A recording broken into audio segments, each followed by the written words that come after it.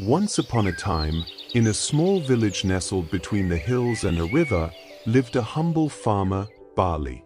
He was known far and wide for his hard work, kind heart, and unwavering faith in God. Every day, he rose before the sun, tilled his land, prayed in silence, and thanked God for whatever little he had. His neighbors admired his simplicity and devotion. One day, dark clouds gathered sooner than expected. Rains poured heavily for days, and soon, the river that had always blessed their farms with water turned wild and unforgiving. The village began to flood rapidly, and panic swept through every household. People rushed to pack their belongings and move to higher ground. But Barley remained calm in his home, choosing instead to bow his head in prayer. As the villagers loaded their carts with food and supplies, they stopped by the farmer's hut. "Come with us," one said urgently, "the water is rising fast. We're heading to the next village, it's on higher ground." But the farmer smiled calmly and said, "I appreciate your concern, but I trust in God. He will save me. You all go ahead." They pleaded a few more times, but the farmer stood firm in his belief. Disappointed and confused, the villagers left, hoping he would change his mind. Hours passed. The rain continued without pause, and the water reached the door of the farmer's hut. Still, he sat quietly on his porch, eyes lifted to the sky in prayer, trusting that divine help would come. Just then, a small rescue boat appeared, gliding through the submerged road. The rescue team shouted, "Farmer, climb aboard. The water is going to rise even more."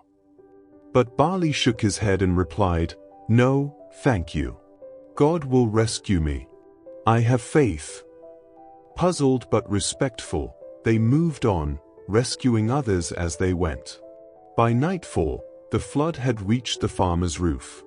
He climbed up to escape the rising water and sat there, still hopeful. The sound of chopper blades suddenly cut through the air. A rescue helicopter hovered above him, and a soldier dropped a rope ladder. "Grab the ladder. This is your last chance," the soldier called out.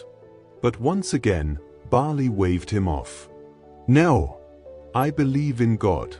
He will save me." With no time to argue, the helicopter flew away.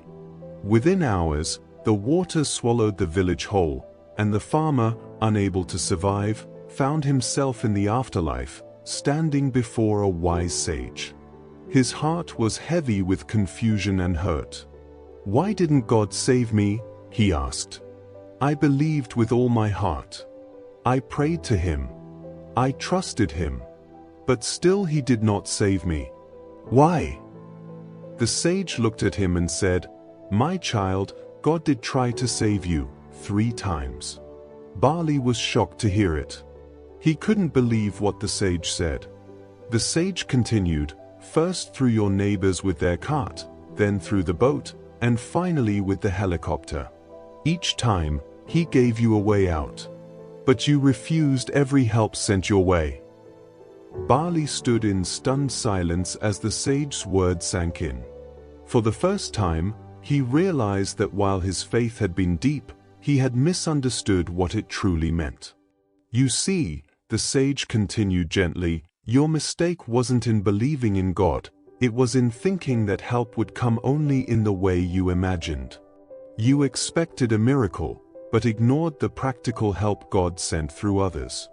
Faith is not just about waiting, it's also about recognizing and acting on the opportunities that come your way. God gave you not 1, but 3 chances to be saved. You failed to see that His help was already at your door." My dear friends, God works in mysterious ways.